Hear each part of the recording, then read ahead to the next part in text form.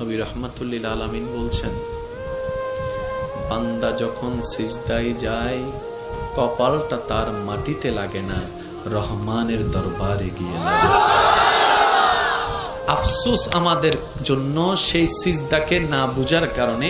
আপনাদের মসজিদেও হয়তো অনেকবার আপনারা লক্ষ্য করেছেন, রুকুতে না হয় সিজদাতে না হয় বৈঠকে ইমাম যদি কোনো রকম একটু দেরি করে, 5-10 সেকেন্ড যদি একটু সালাম ফিরাতে দেরি করে কিংবা উঠতে দেরি করে, পিছন থেকে একটা কাশি নামক মিসকল চলে আসে। কাশি নামক মিসকল চলে আসে, ও ভাই তুই কাশলি কেন, তোর কি জক্কা হয়েছে? বলে যে না, ঠান্ডা লেগেছে। না তো কাশলি কেন?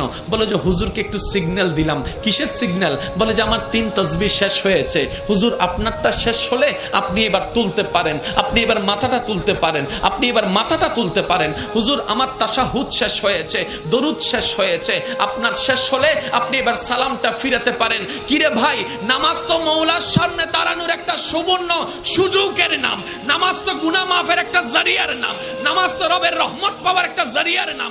এখানে